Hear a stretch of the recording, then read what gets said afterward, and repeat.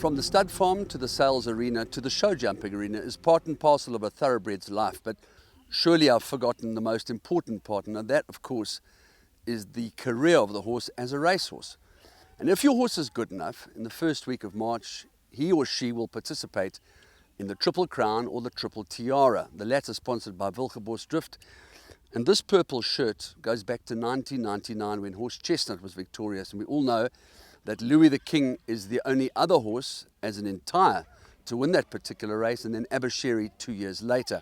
But we're going to find out how Sir Charge came through his main preparation when he was victorious over Sir David Baird. Behind him on that occasion was Wonderwall from the Sean Terry stable, and the fourth place went to a horse by the name of Pietro Mascagni with Ideal Secret in fifth.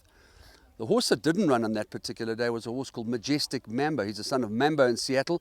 He's trained by Paul Peter, and we went to Turffontein to see him come through his paces and to find out exactly what Paul Peter thinks about his chances of winning all three legs of this illustrious Triple Crown. I somehow don't think that there's a filly that is going to be able to win over a mile, 1,800 and 2,450 meters, but Fish River has already shown notice of her ability to perform over 1,400 meters, and she probably will get a mile the way she won. She'll be ridden by Anthony Delpeche, trained by Mike de Kock, and of course owned by Jessica Slack in those very famous Oppenheimer silks. So let's go back to that special day at Turffontein on the 3rd of February to see exactly how the picture may just unfold for the first leg of the Triple Crown, which takes place on the 3rd of March.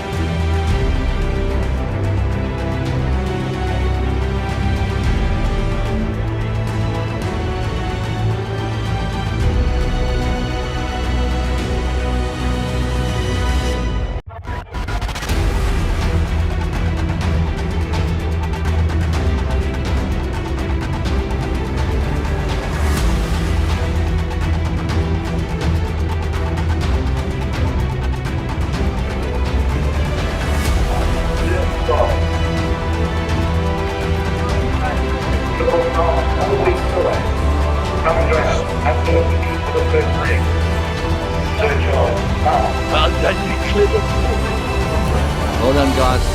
Great job. This is a special one.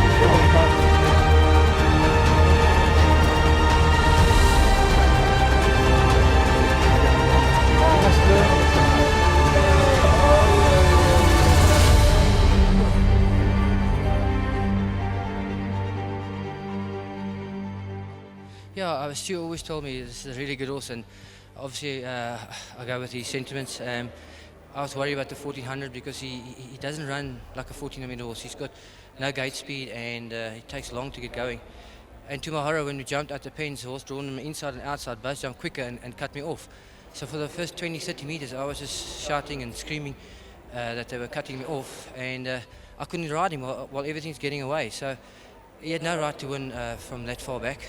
But obviously his class got him through, and it's well done to Stu again and to Mr. van Schalkwyk. The winners just keep coming, and it's obviously great to be part of the team. Fantastic day for Striker Straight, and well done. Today, tough task giving weight all around to these fellow 3-year-olds, but he's done it quite nicely.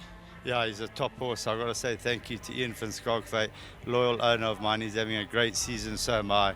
To Hollywood Bets, thank you. To Fastfontein for breeding such a great horse. And I haven't said this since 2004, before the Summer Cup with Tyson. They can bring what they want if I get a draw in the Classic, what they want. When he goes 18, 2000, you're going to see something special. I've been preaching this horse from the day first ran, and people better start listening. This is the best I've ever trained.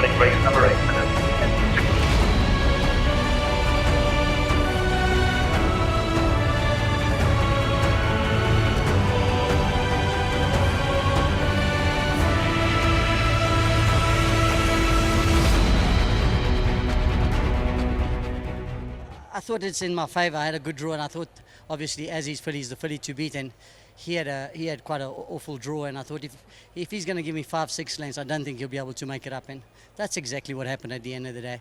You know, I had the run of the race, and I had a lovely lead. And when it was time to go, she quickened up and won a very good race. But saying that, I think Mike and Matthew did a good thing.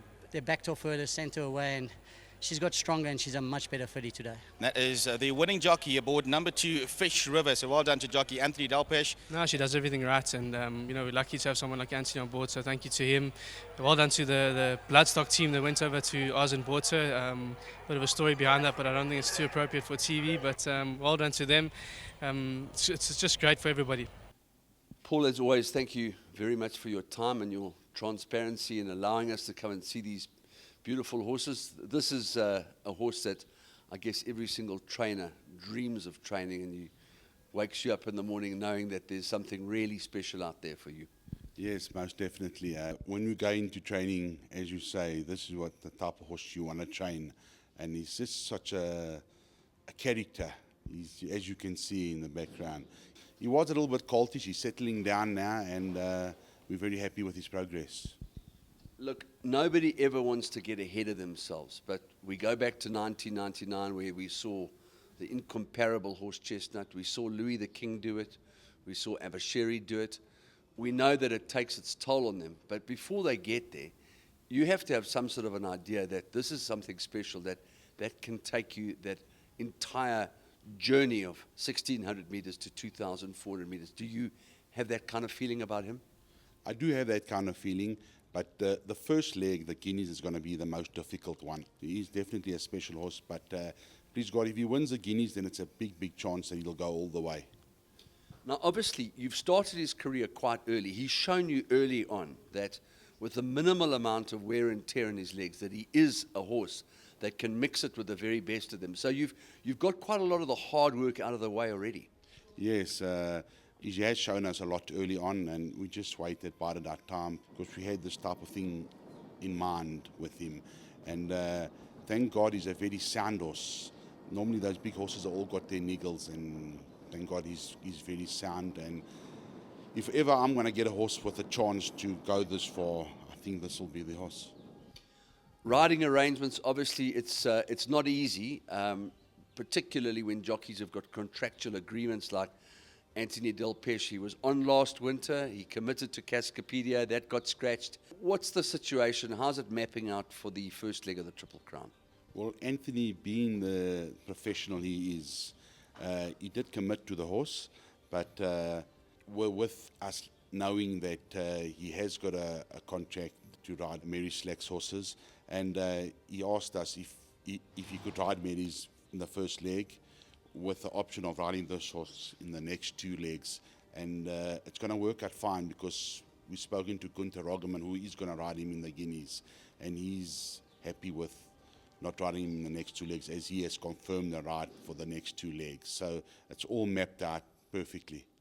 It's very gracious of him, because at the end of the day, there are not many jockeys that will allow that situation to happen. But Gunther, he's a very underrated guy, and he's ridden with the very best of them, riding as well as he's ever ridden, if not better than ever before. Yes, Gunther's in a very rich vein of form, a very experienced jockey with great hands, and this particular horse is going to need that type of ride and a good judge of pace.